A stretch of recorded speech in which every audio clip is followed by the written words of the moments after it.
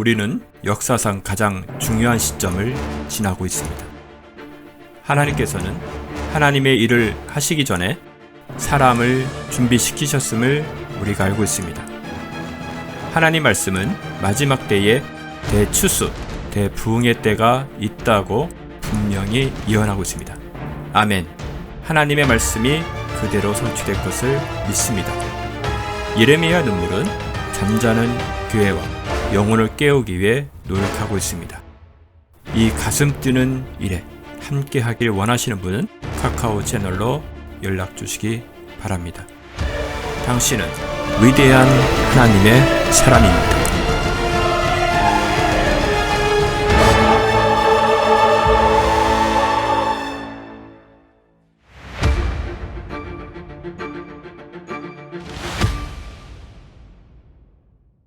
자, 오늘은 레위기 6장입니다. 레위기 6장 1절에서 자,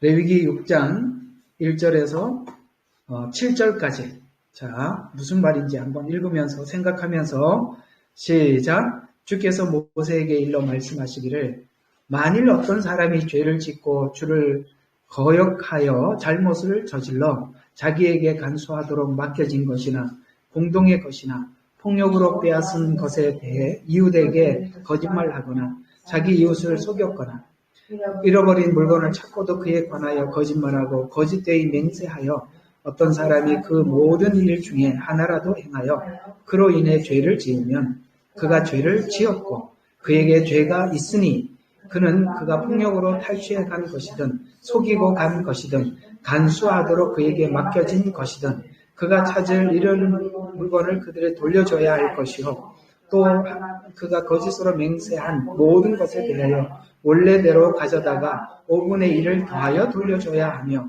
그의 속건제의 날에 그 물건이 속한 사람에게 돌려줄지니라. 그는 자기의 속건 재물을 주께 가져와야 할지니 양떼에게서 내가 정한 값으로 흠없는 순양 한 마리로 속건제를 위하여 제사장을 가져갈지니 제사장이 그 주 앞에서 그를 위하여 속죄하리니 그가 잘못을 저질러 행한 모든 것 중 어떤 것에 대해서도 그 죄가 사하여지리라 하시니라. 아멘.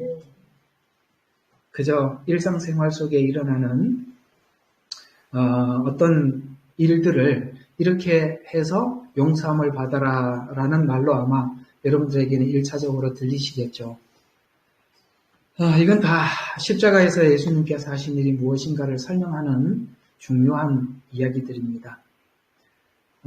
자, 우리 지난주부터 한번 돌아보고 오늘 이 내용과 어떤 연관이 있는지 연결을 해서 살펴보도록 하겠습니다. 아마 여러분들 아시다시피 저번 주에는 그 둘째 아들 이야기, 첫째 아들, 둘째 아들 이야기로 마무리한 걸로 제가 기억을 하고 있습니다. 속건죄, 속죄제와 속건제가 제사에서 가장 중요한 제사라고 했습니다. 신학적으로 표현을 하면 이것을 칭의라고 하는 것입니다. 번제, 그 다음에 화목제, 소제 이런 것들은 성화와 관련된 제사라고 여러분들에게 강조한 바가 있습니다. 이런 중요한 주제들을 여러 번 반복해 드리는 이유는 이 부분에 대해서 여러분들이 구분을 꼭 필연적으로 하셔야 하기 때문에 여러 번 강조하고 있습니다. 그러면 둘째 아들은 성경 전체가 의미하는 것이 무엇인가를 여러분들에게 말씀을 드렸죠.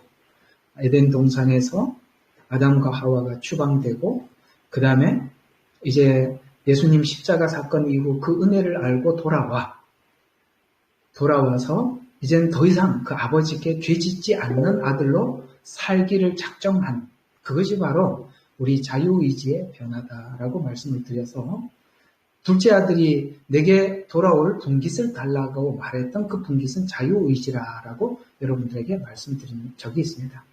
이제 주님 앞에 돌아와서 이 자유의지를 자기 양심을 다해 하나님을 섬기게 되었다. 이렇게 하는 것이 바로 이 복음이 우리에게 한 중요한 사건이라고 말씀을 드리면서 그 둘째 아들을 말씀을 드렸죠. 그러면 오늘은 이제 좀 더 유대인과 이방인 사이에서 우리가 하나님께 돌아와서 어떤 은혜를 받고 어떻게 변화되었는가라는 부분을 요한복음은 참 중요한 서신이거든요. 요한복음을 꿰뚫고 나면 성경 전체를 꿰뚫게 됩니다. 굉장히 중요한 사건들이죠.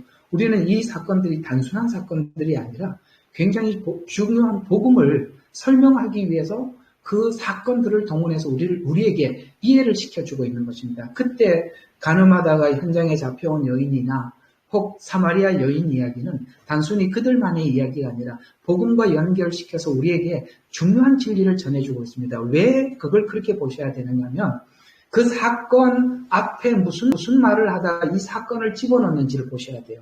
성경을 보는 관점입니다. 이게 굉장히 중요해요. 우리는 그 앞에 예수님이 했던 어떤 말과 예를 들어서 가늠하다 현장에 잡혀온 여인 이야기와 그 뒤의 이야기가 끊어졌다고 생각을 하거든요. 왜냐하면 우리가 자꾸 그렇게 설교를 들었기 때문에 그래요. 이게 왜 그렇게 설교를 듣느냐면 설교를 교훈의 교훈과 경계의 경계를 다하는 설교만 너무 많이 들었기 때문에 그래요. 그러니까 성경을 자꾸 교훈으로 보는 거예요. 그리고 경계와 경계라는 것은 여기까지는 하라 그랬다 하지 마라 그랬다 자꾸 이게 법적으로만 지적할 뿐이지 성경이 어떻게 우리의 양심을 바꿔놓고 우리 자유의지를 하나님 앞에 되돌려놨는지를 이걸 설명을 안 하면 우리는 자꾸 그냥 이거는 하나님 하라 그랬어 하지 말라 그랬어 요거 이상 이해를 못한다 이 말입니다. 그래서 어떤 사건을 집어넣기 전에 그 앞에 무슨 말을 하다 이 사건을 예로 들은 이거는 예로 지나가는 사건인데 그것만 초점을 맞추고 있단 말이에요. 그러면 교훈밖에 안 남죠. 맞죠? 교훈밖에 안 남죠. 그러니 복음 전체를 이해하는 데는 전혀 도움이 안 된다 이 말입니다. 그래서 우리는 자꾸 성경을 하나님께서 뭔가를 중요한 설명을 하고 있는데 자꾸 끊어버리니까 내용이 이어지질 않으니까 아무리 봐도 이 조각을 맞출 수가 없는 거예요. 그걸 맞출 줄 아는 게 그게 복음을 설명하는 전도자의 가장 중요한 사명이에요. 왜? 성도들은 끊어서밖에 모르고 설교자는 이어줄 줄 알아야죠. 그런 차원에서 보면 굉장히 중요한 요한복음 앞에 가늠하다 현장에 잡혀온 여인과 사마리아 여인은 둘이 굉장히 어떤 아까 첫째 아들과 둘째 아들 이야기처럼 뭔가가 굉장히 중요한 단서를 전해주고 있습니다. 그것이 무엇이냐면 가늠하다 현장에 잡혀온 여인의 이야기를 통해서 율법을 가진 유대인을 중심으로 본 속죄제가 이것이다라고 설명을 해주고 있는 것이고 오늘 속죄제와 연결을 시키니까 훨씬 풍성하게 연결이 되죠. 훨씬 풍성하게 연결이 돼요. 사마리아 여인도 동일한 거예요. 사마리아 여인은 이방인 취급을 했습니다. 그러나 예수님 당시에서는 이 복음이 이방인에게는 가지는 않았다 보니까 이방인의 한 예표로 사마리아 여인을 통해서 이방인들이 이렇게 복음을 받았다라고 설명하기 위해서 이 여인 이야기가 들어가 있는 거예요.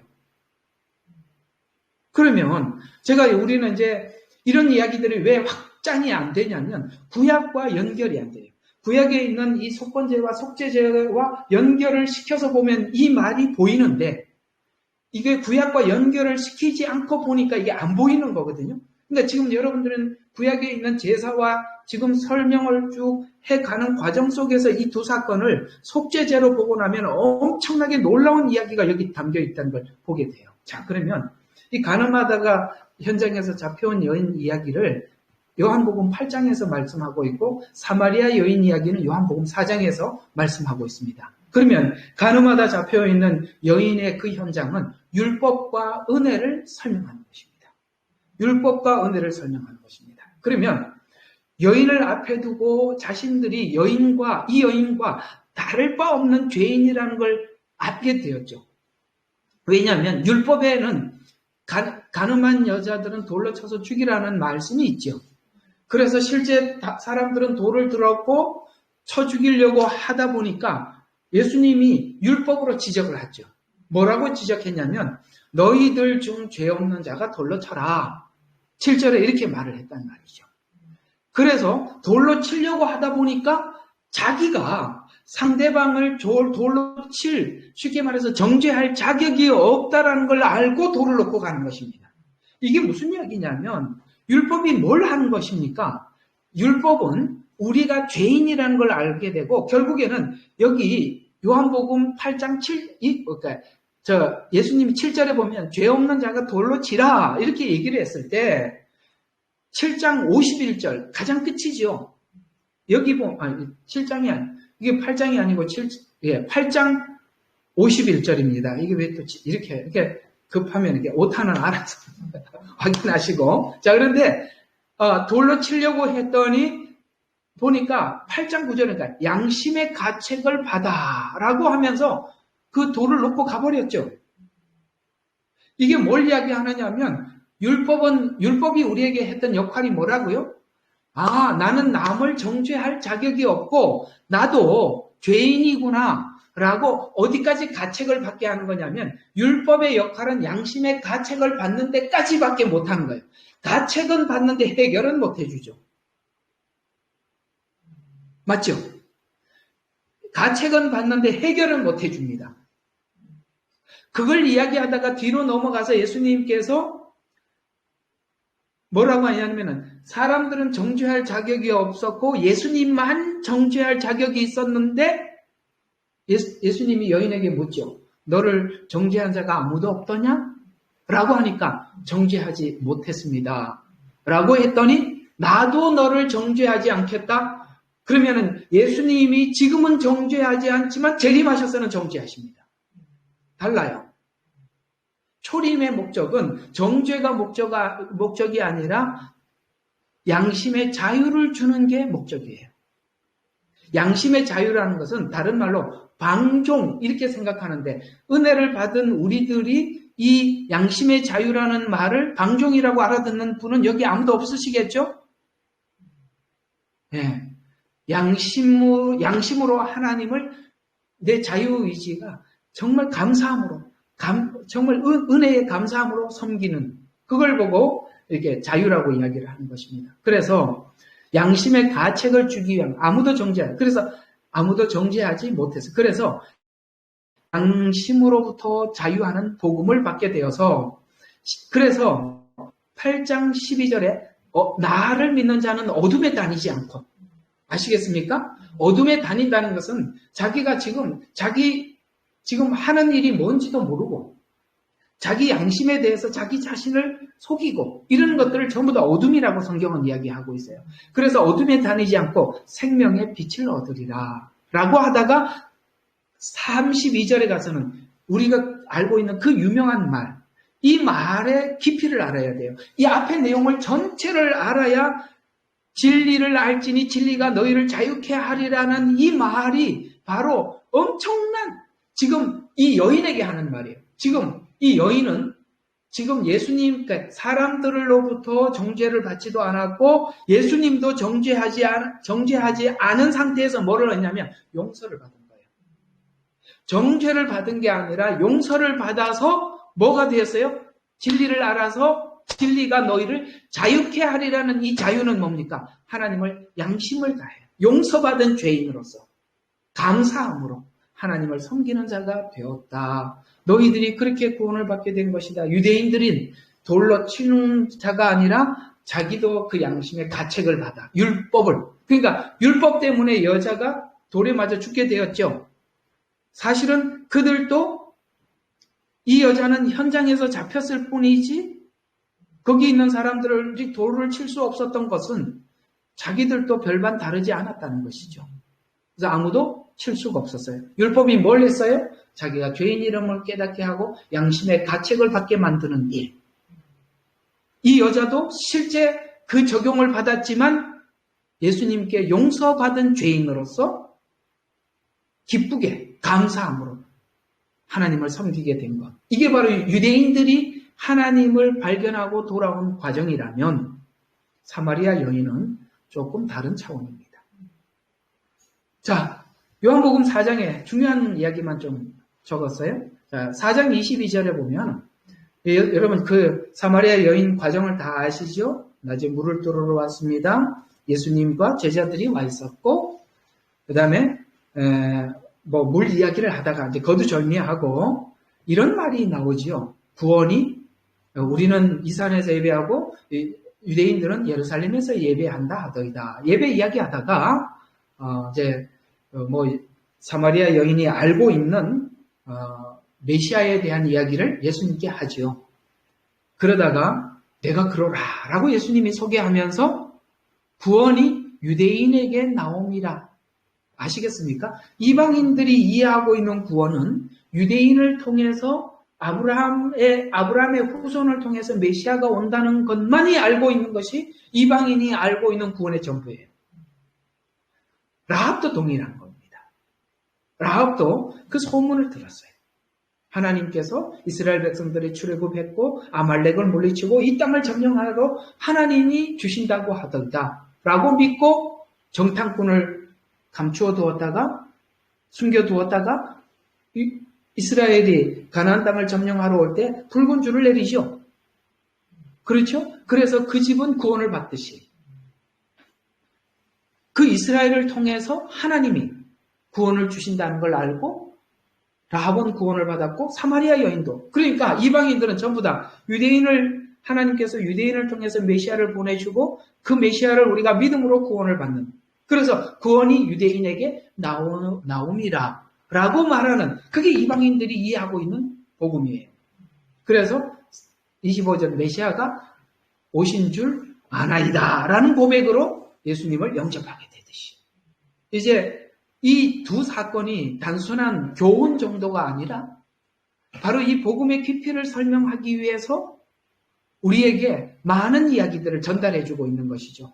예를 들어서 오늘 제가 말씀드린 이 이야기는 요한복음 4장 22절이나 25절 이야기는 사마리아 여인을 설명을 할 때 많이 동원되지 않는 이야기들이에요.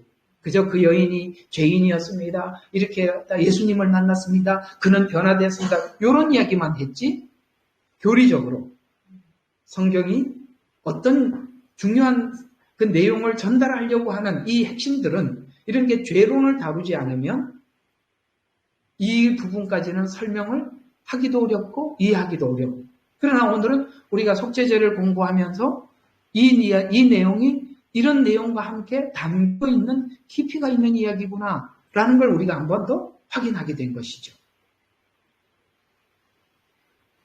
아시겠죠? 자, 정리를 해보면 진리를 알지니 진리가 너희를 자유케 하리라 라는 말은 양심의 변화로 자발적으로 하나님을 섬기는 자유의 복음이라는 말이고, 이 말이 둘째 아들이 아버지를 섬겼던 예와 첫째 아들이 아버지를 섬기는 예는 다르다. 아시겠습니까? 첫째 아들은 율법까지는 알아도 은혜는 모르는 아들이라면, 둘째 아들은 은혜를 알고 하나님을 섬기는.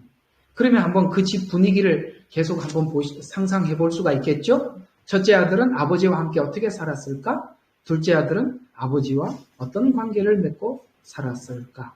라는 것은 우리가 얼마든지 예측해 볼 수가 있는 것이죠. 자, 오늘 이 이야기를 서두로 여러분들에게 하고, 이런 의미에서 우리가 지금 배우고 있는 이 속건제를 살펴보면 죄란 율법을 통해 알게 되는데, 이런 말이에요. 원래 성경이 말하는 죄라는 말이 원어로 보면 의무를 다하지 못한, 또 범죄한 증거는 율법이 그 근거를 제시하는데, 이 죄라는 말의 어휘는 이런 이야기입니다. 속건제는 아샬이라는 말로 의무를 다하지 못했다, 위반하다, 범죄하다라는 그런 뜻으로 이들 중에서 가장 주된 것은 범죄라고 합니다. 오늘 여기도 보면 4절을 보세요.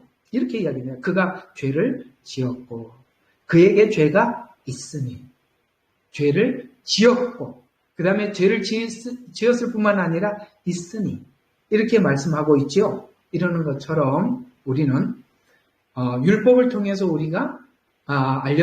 율법을 통해서 우리에게 알려주고 싶어하는 것은 너희는 죄를 지었다. 그 다음에 죄가 있다. 이걸 알려주는 것과 같이, 왜 죄가 있는데요? 라고 묻는다면, 오늘 여기 아샬이라는 이 단어처럼 너는 의무를 다하지 못했다, 위반했다, 범죄했다 라는 뜻이다. 그래서 둘째 아들이 아버지께 돌아와서 했던 이야기입니다. 하늘과 아버지께 뭐라고요?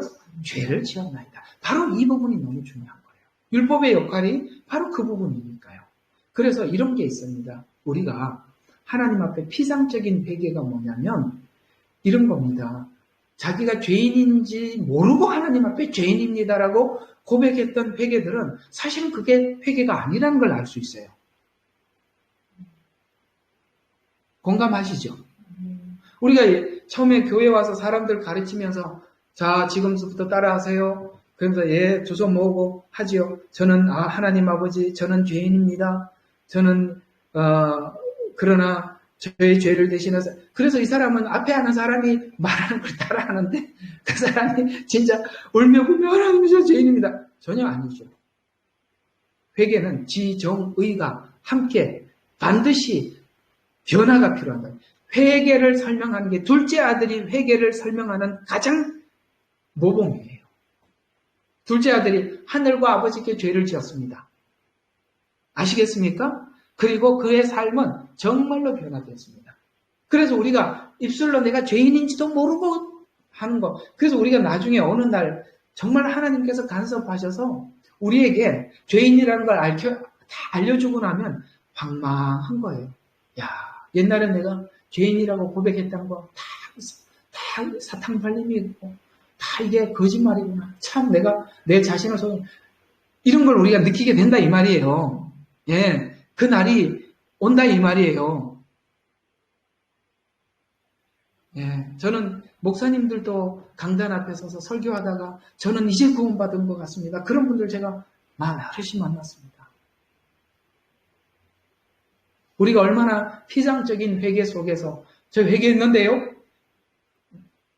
한 번 하나님 앞에 가슴을 친 적도 없고 하나님 앞에 하나님 저 같은 죄인 이런 생각 한 번 한 적도 없는데 그냥 죄인입니다. 회개했습니다.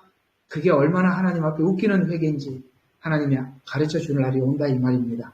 그날이 없는 게 불행한 거고 그날이 있는 게 축복인 거예요.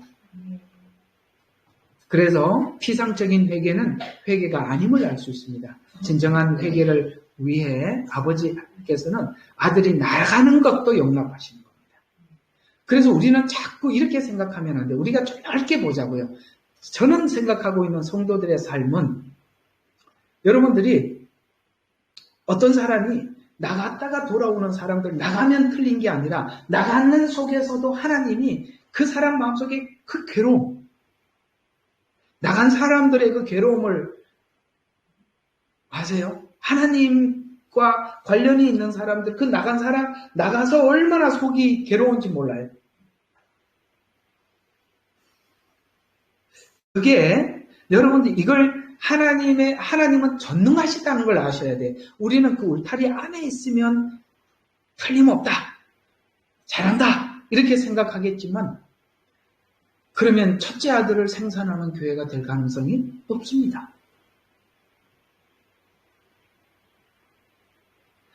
근데 우리가 신앙생활을 하는 과정 속에서도 내가 하나님 앞에 나가서 신앙생활하고 있는 사람들이 많이 있어요. 근데 그 사람들 마음속에 자기 자신과의 끊임없는 갈등과 전쟁이 있는 겁니다. 그리고 하나님 앞에 돌아와서 눈물을 쏟고 회개하는 그 날까지 교회가 함께 짐을 져줘야 되는 거예요. 그래서 갈라디아에서 서로의 짐을 지라. 그래서 그리스도의 법을 성취하라. 라는 하나님의 이 룰을 하나님의 이 계획이 완성될 때까지 우리 모두가 함께 짐을 져줄 줄 아는 아량이 하나님의 큰 플랜 안에서 우리가 바라볼 줄 알 때 그를 위해서 끝까지 기도해 줄 수 있고 지켜줄 수 있는 거예요. 우리가 이 하나님의 크심을 축소해서 자기 생각 속에 하나님을 가둬두면 우리가 이런 사람들을 버린 자식이다. 뭐 이렇게 생각을 하겠지만 하나님이 버렸는지 안 버렸는지 여러분 우리가 마음대로 버리고 내가 버렸다고 생각한다고 하나님 버린 게 아닙니다. 한번 생각해 봐요. 여러분들 중에 제가 한번 여기 화면 좀 보자. 여러분들 중에 안 나갔다 온 사람 손 좀 들어봐. 한번 얘기 좀 한번 해봐요. 자기도 나갔다 왔으면서 남들 나간 거 보고 막 소리 질러가네. 큰일 난 게 아니라 여러분 둘째 아들이 돼서 돌아오는 겁니다. 그걸 이번에 주일날 설명했지요. 하나님께서 돌린다고, 때가 있다고. 그게 돌아가는 거예요. 그게 한번 나갔다 돌아오는 것으로 다시는 안 나가는 게 아니라 한번 돌아오고 돌아와야 산다는 걸 배우는 게 진짜라 이 말이에요. 아시겠습니까? 둘째 아들 보고 이제 둘째 아들이 돌아왔어요. 자, 아버지가 문을 열고 가라. 또 한번 갔다 와라. 그러면 둘째 아들이 네 하고 가겠어요, 안 가겠어요? 거기까지가 하나님이 하시는 작업, 굉장히 중요한 작업이에요. 이걸 모르니까 들어갔다 나왔다. 그래서 딱 항상 양쪽에다 가니까 하나님 여기로 왔다 저기로 갔다. 옛날에 그 누구죠? 대동강물 팔아먹은 김삿갓. 네. 봉이 김선달인가? 그래서 내가 문을 열고 내가 들어갈 것 같아, 나갈 것 같아.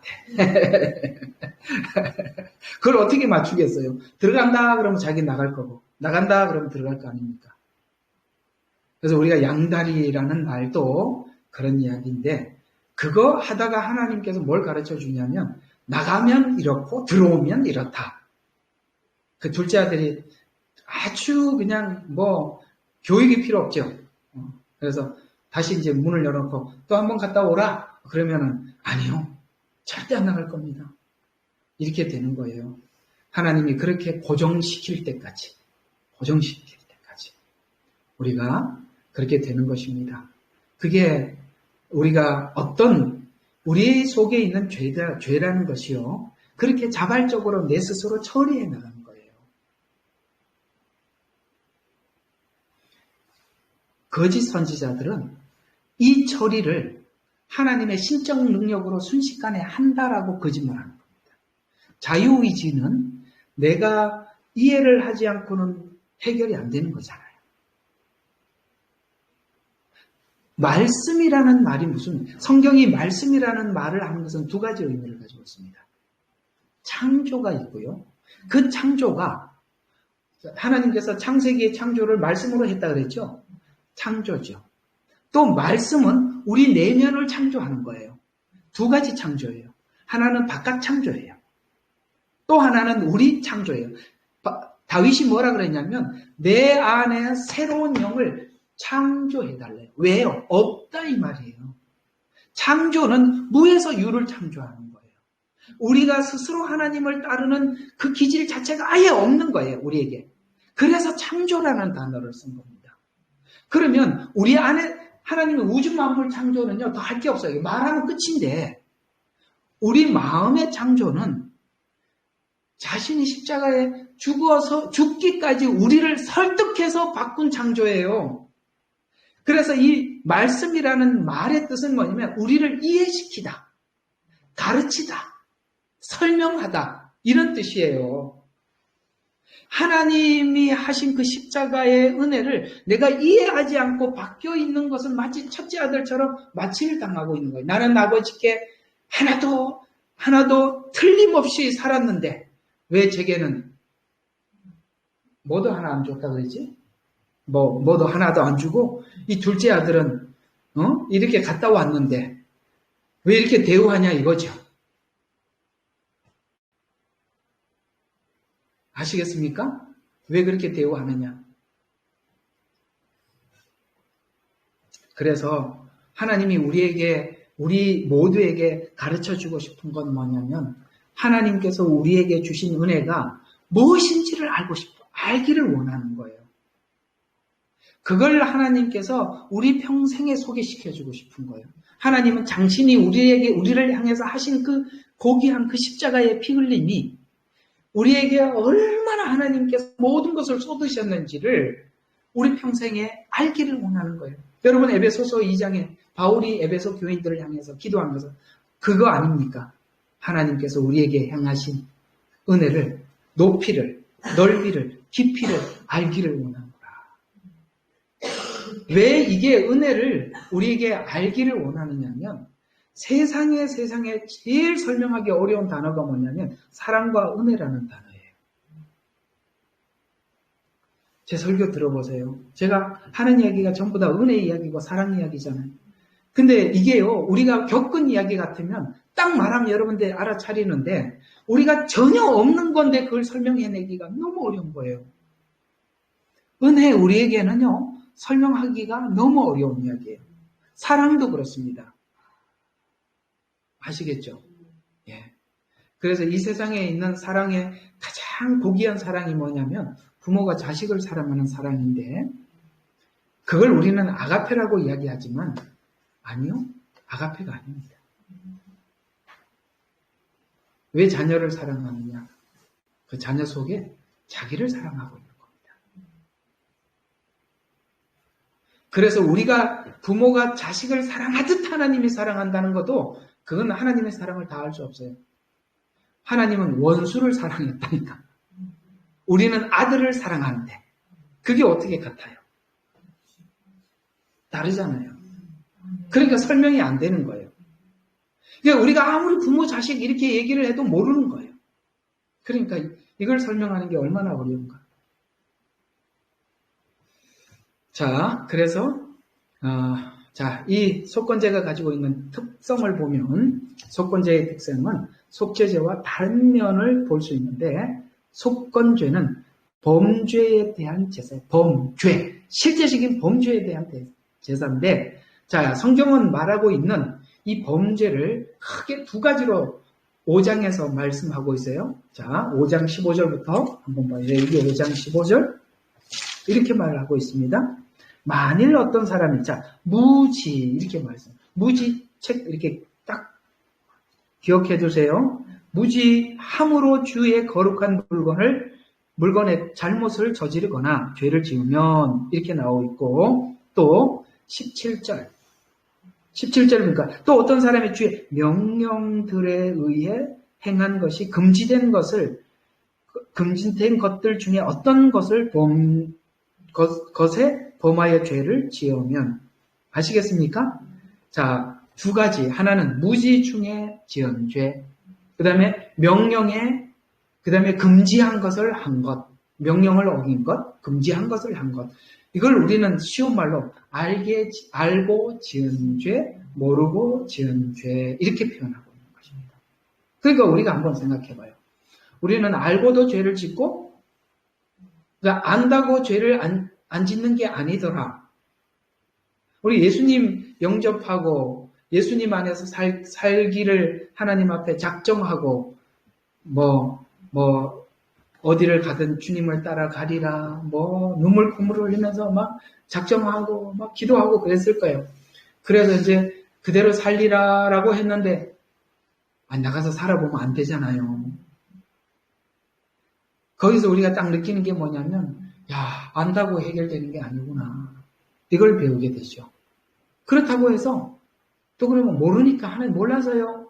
그것도 아니더라는 거예요. 오늘 여기 보면 뭐라고요? 무지함으로 이렇게 말했잖아요. 그러니까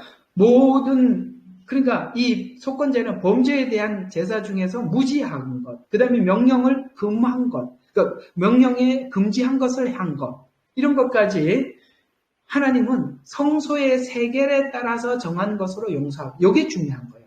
자, 용서는 받는데 성경에서 성소에 정한 세겔대로 요대로 해야 용서함을 받는다는 거예요. 이게 기독교가 뭐냐면 오직 예수님, 이게 성소의 세겔이거든요. 아시겠습니까? 하나님이 정한 룰이 있다 이 말이에요. 우리 인간이 죄를 용서함을 받기 위해서는 이렇게 해야 죄 용서함을 받는다라고 하나님은 말씀하셨고 그대로만 용서함을 받는데 기독교 이외의 다른 종교들은 이렇게 해도 용서함을 받을 수 있고 저렇게 해도 용서함을 받을 수 있다. 다 거짓말이다. 왜? 성소의 세계를. 단순한 이야기 같으나 이 복음이 말하는 더 이상 요동할 수 없는 명확한 진리를 우리에게 딱 찍어주고 있는 것입니다. 또 6장 2절과 4절에 보니까 거역한 것, 폭력으로 행한 것, 거짓말한 것. 그래서 6절에 보면 정한 값으로 흠없는 순양 한 마리를 드려서 죄가 사해지리라. 이렇게 분명히 하나님이 정한 게 있더라는 것이죠. 속건제는 속죄제와 달리 죄가 아닌 범죄에 대한 제사인데 행위에 대한 보상을 반드시 해야 된다. 그래서 우리가 지은 죄에 대해서 하나님 앞에 죄를 용서함을 받기 위해서는 뭡니까? 사람들의 죄는 그러니까 우리 인간의 죄는 인간에 의해서, 인간으로만 우리가 죄를 용서함을 받을 수 있는데, 구약에서는 예수님이 오시기 전이니까 계속 짐승을 드림으로써 이 식으로 인간을 용서할 것이다 라고 하나님께서 예표로 계속 했던 말씀들이죠. 그래서 그건 예표고 모형이고, 예수님은 원형이니까 원형이 오고 난 이후에는 예표를 더 이상 할 필요가 전혀 없는 것이죠. 아시겠어요? 그래서 우리가 유대인들이 했던 그런 절기를 지키고 제사법을 지키고 라는 이런 이야기들이 요즘 사람들이 일부가 그렇게 하고 있는 분들이 계셔요. 그건 아닙니다. 그거는 어떤 실제인 원형인 그분이 오시기 전까지 이런 방식으로 우리 죄를 용서함을 받을 것이다 라는 모형으로 줬고, 그러니까 이런 거죠. 여러분들은 구약은 계속 사진을 보여준 거예요. 사진. 신약은 그 사진을 계속 보다가 우리 신랑의 눈은 이렇게 생겼고 코는 이렇게 생겼고 키는 이 정도고, 그러니까 자꾸 구약에서 그 사진을 보고 이럴 것이다 이렇게 생겼겠네 하고 이렇게 그림이 그려지죠. 구약은 사진을 보여준 거예요. 근데 신약은 실제 같다고 했어요. 그래서 구약에서 사진으로 계속 보던 사람들은 오자마자 오셨네 이렇게 되는 거죠. 근데 아니 신랑이 왔는데 왜 사진 보고 대화해요? 맞잖아. 실제가 왔는데 왜 그걸 가지고 합니까? 아니라 이 말이에요. 아시겠습니까? 그렇게 주장하는 사람들이 일부 있는데 그 얘기가 아니에요. 그래서 골로새서에 보면 하나님께서 구약에 있는 이런 모든 예법을 십자가로 폐했다고 분명히 말씀하고 있는 것입니다. 그러면 아까 이제 말씀드린 것처럼 죄에 대해서는 반드시 하나님 앞에 보상을 드려야 돼. 거기에 대해서 죄에 대한 대가를 지불해야 된단 말이에요. 그것이 뭐냐? 십자가에서 다 이루었다라는 이 말이 그 말이에요. 이게 원래 상업적인 용어인데 내가 피아노를 사려면 피아노를 살 값을 지불을 하면 저게 내 것이 되잖아요. 그런 차원에서 다 이루었다라는 말은 값을 지불했다 이런 뜻이에요. 그런 값을 지불했다는 말이 어디서 나왔죠? 오늘 여기 속건제를 배우면서 저 용서함을 받으려면 성소의 세겔대로 지불을 해야 되는 거예요. 그래서 십자가에서 죄에 대한 죄를 성소에 정한 대로 보상함으로써 그 대가를 지불하셨다. 보세요. 값을 지불하면 그것은 내 것이 되죠. 저 좀 봐요. 이게 속건제의 제일 중요한 이야기란 말이에요. 값을 지불을 하면 과거의 모든 것이 해결될 뿐만 아니라 지불을 했기 때문에 보상이 따라온단 말이에요. 그게 속건제가 말하는 너무 중요한 이야기가 들어있단 말이에요. 그러면 예수님 십자가에서 죽음이 의미하는 두 가지는 이겁니다. 요걸 잘 기억하세요. 제가 이걸 여러분들한테 꼭 해주고 싶은 이야기예요. 예수님 십자가 죽음이 의미하는 두 가지, 중요한 두 가지는 아담의 범죄로 인한 인류의 죽음을 예수 그리스도로 말미암아 받으시고 성소의 세계대로 요 방법대로 해라라는 그 방식대로 하나님 앞에 드리고, 그 보상으로 뭔가 우리에게 얻어진 게 있단 말이에요. 둘째 것을 보상을 받는데, 에덴을 첫 창세기에 있는 이 에덴을 예수님 십자가로 폐하시고 요한계시록에 있는 새하늘과 새 땅을 보상으로 받은 거라 이 말이에요. 이게 보상이에요. 와, 이게 복음의 핵심 중에 핵심이에요. 특별히 이 속건제가 말하는. 그래서 예수님께서는 이렇게 말씀하고 있죠. 우리의 죄를 위해서 십자가에 죽으시고 우리를 의롭다 하기 위해서 살아났느니라. 십자가의 죽음은 우리 죄를 위한 뭡니까? 값을 지불하는 것이라면 그 부활은 보상이라 이 말이에요. 그러면 부활로 끝난 게 살아서 어디로 가는 거예요? 아버지 집으로 올라가는 겁니다.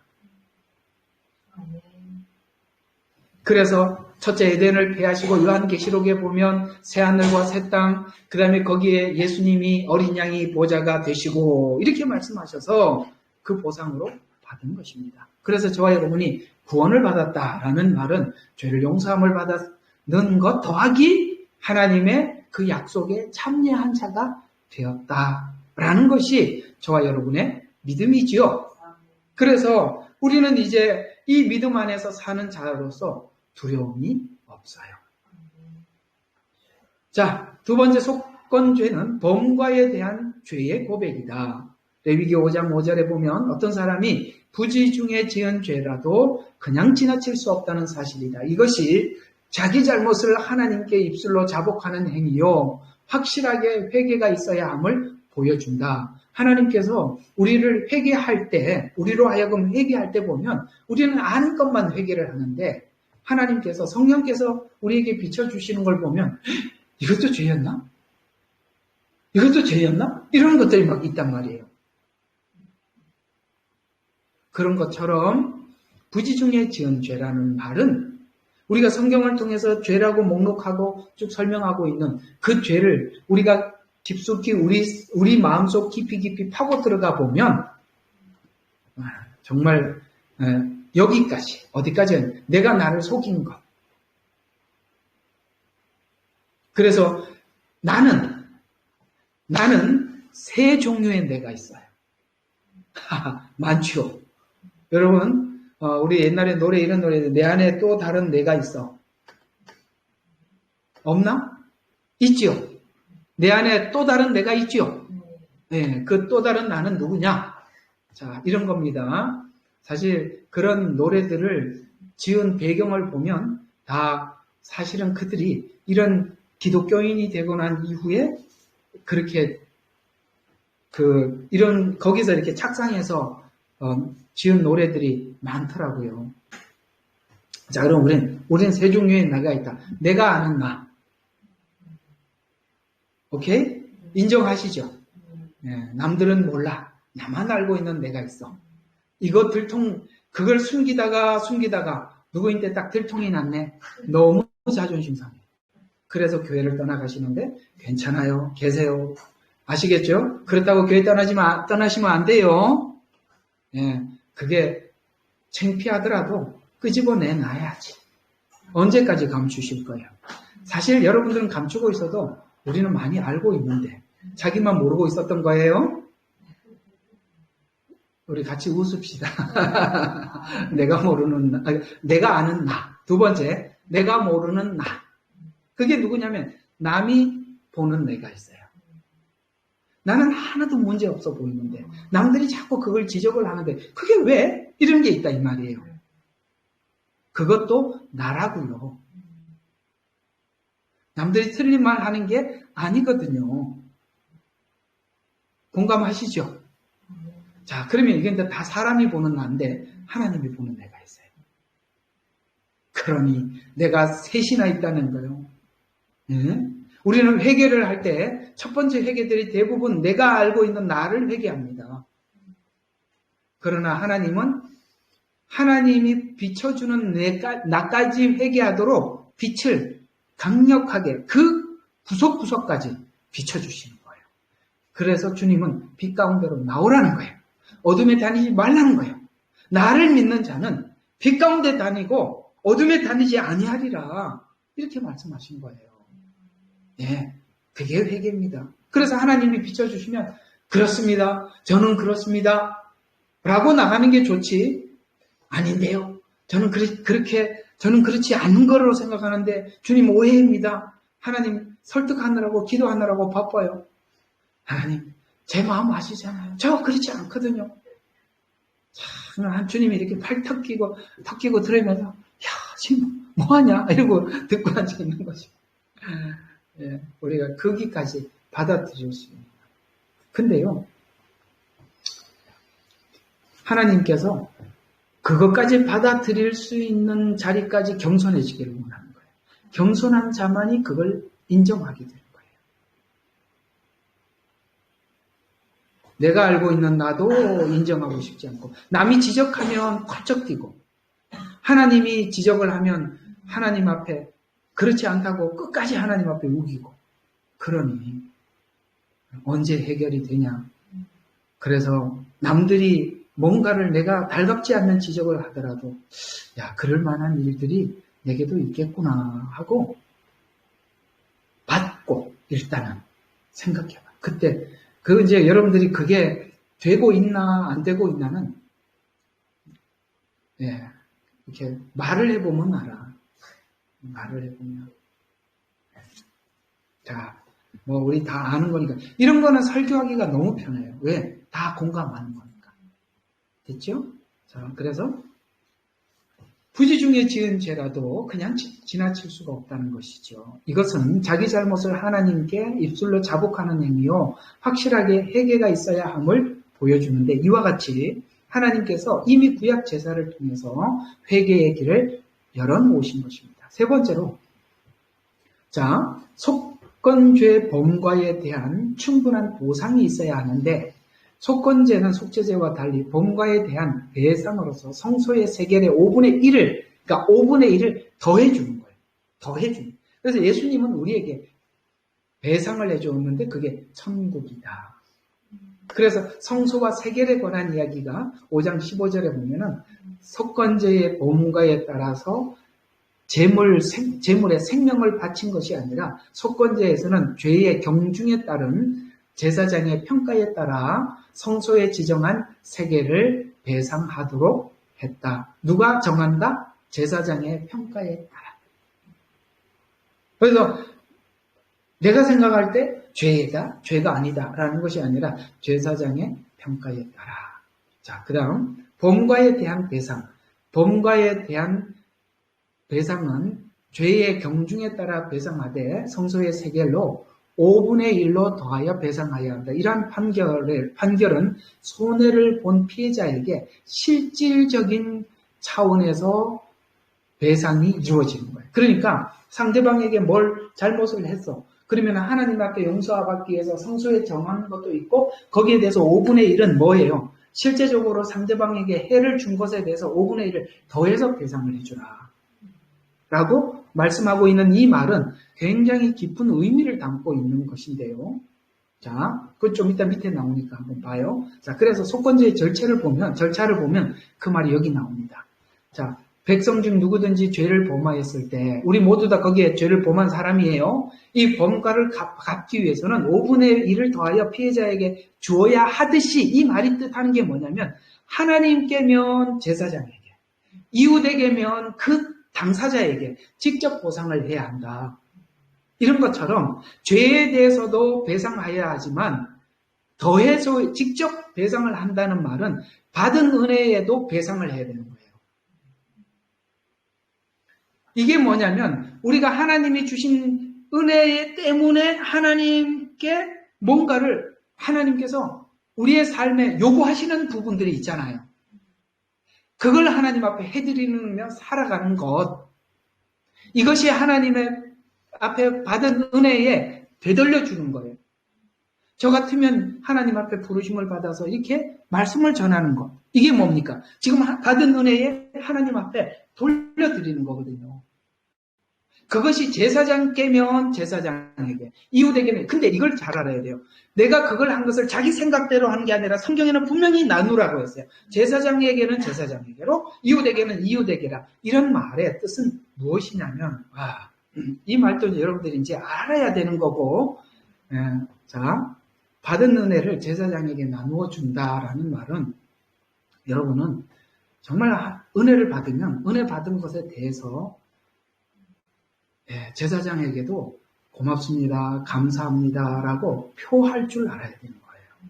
이제는 여러분들이 이런 말도 들을 수 있어야 되고 실제 해야 되는 거예요. 제가 뭘 받으려고 그런 게 아니에요. 성경에 그렇게 말씀하고 있는 거예요. 은혜는 은혜를 받고 그러면서 여러분 우리 호주 사고로 이렇게 생각하면 안 돼요. 당신은 목회자니까 목회나 열심히 하고 말씀이나 전하시오. 그게 아니라 이 말이에요. 은혜를 받았으면 제사장에게는 제사장에게 따로 하고 이웃에게는 이웃에게로 따로 해라. 이렇게 말씀하고 있는 것입니다. 알아들으셨죠? 무슨 이야기인지? 네. 그래서 이렇게 수고를 하고 애를 쓰고 난 이후에는 목사님 참 수고하셨습니다. 감사합니다. 이제는 여러분들이 그것도 할 줄 알아야 돼요. 어린애가 아니잖아요. 이런 얘기는 참 이런 말이 나오니까 하지요. 그 참 말하기 얼마나 어려운 이야기예요. 그러나 저는 그렇게 생각해요. 아직 우리는 저도 이렇게 신앙생활 하면서 정말 이런 일들은 참 철저하게 했었었는데 저희 여러분들도 이제는 그걸 할 수 있어야 돼요. 그 성경에서 보면 항상 하나님의 돈과 좋은 것을 함께 나누라. 나누는 것이 여러분에게 큰 은혜가 되는 것입니다. 자, 마지막으로 이제 속건제의 절차.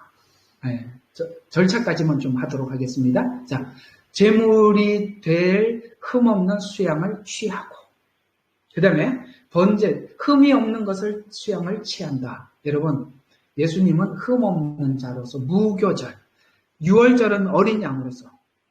그래서 심리요한이 뭐라고 외쳤어요? 보라, 세상 죄를 지우고 가는 하나님의 어린 양이로다. 예수님은 유월절 어린 양으로 오셨어요. 그렇죠? 그리고 십자가에 죽으시기 전에 흠 없음을 증명을 했어요. 어디에서? 제사장들 앞에서, 빌라도 앞에서 흠이 없음을 증명을 했어요. 그래서 흠 없는 수양을 취한다. 두 번째, 번제단에서 그 제물을 잡고 제사장은 그 피를 단 사면에 뿌린다.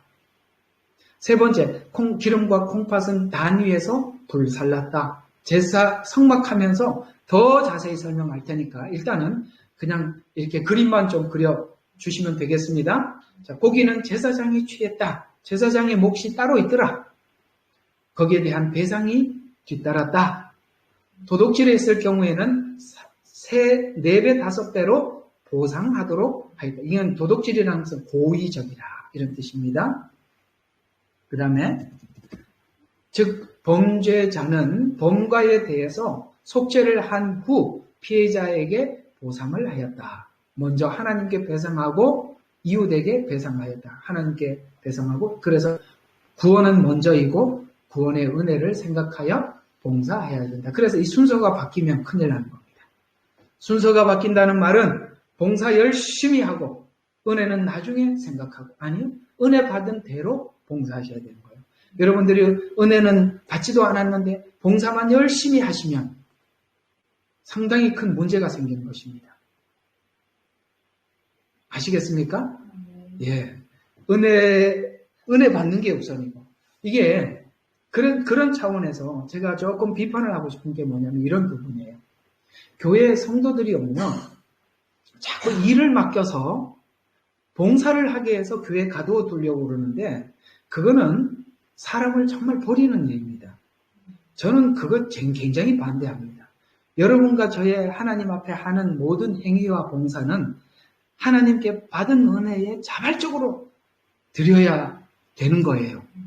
만약에 사람들을 봉사하는 일로 뭔가를 직분을 맡겨서 묶어두고 나면 그 사람을 교회에다 묶어두고 나면 반드시 그 사람은 교회의 부작용으로 나타납니다.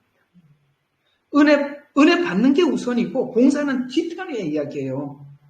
그래서 교회의 모든 일들은 자기가 받은 은혜대로 자발적으로 봉사를 하게 해야 되는 거고 그게 당연한 은혜 받은 자로서 당연히 해야 되는 거예요. 그런 차원에서 저희 교회는 무슨 일이 있으면은 이런 일이 있습니다. 여러분 자원해서 봉사하십시오라고 하면 그들이 자발적으로 이렇게 해요. 물론 몇이 없어서 뭘 하세요 그러면 내 차례구나 하고 다 압니다. 우리 교인들은 이거 내 차례구나. 이거 그냥 알긴 알아요. 그러나 기도하면 하나님도 하라 그럴 거예요. 무언의 압박은 아니고, 그러나 강제적으로 부탁하지 않는 이유는 거기 있는 것입니다. 그래서 교회가 성도들이 혹시나 이 교회 나갈까봐 잡아두려고 그렇게 하는 것은 그러기 때문에 교회가 지금 이 지경이 되고, 그 사람들이 교회 주인이 돼서 뭣도 모르는, 은혜도 모르는 사람들이 주인이 돼서 터줏대감 노릇하기 때문에 우리 교회가 이렇게 심각한 문제로 안고 지금 간다. 저는 그렇게 생각합니다. 그건 제 생각이니까 저는 그렇게 생각 안 해요. 그러면 안 해도 상관이 없어요. 그러나 주생명 선교교회는 그렇게 한다. 그런 이야기입니다. 아시겠죠? 왜? 오늘 이 본문이 그렇게 얘기를 하잖아요. 은혜가 먼저고 봉사는 두 번째다. 순서가 바뀌지 마라. 그리고 은혜를 받았으면 제사장에게는 제사장, 이웃에게는 이웃에게로. 그건 나누어 줘야 한다. 그래서 제자들이 예수님께 은혜를 받고 그걸 나누어 주는데 얼마나 은혜가 컸던지 자기를 다 드리면서 그렇게 살았어요. 누구나 은혜를 받은 사람들은 당연히 그렇게 살겠죠. 자, 오늘 이야기 여러분들에게 큰 도움이 되시리라 생각을 합니다. 자, 우리 같이 한 목소리로 하나님께 되시리라 생각을 합니다.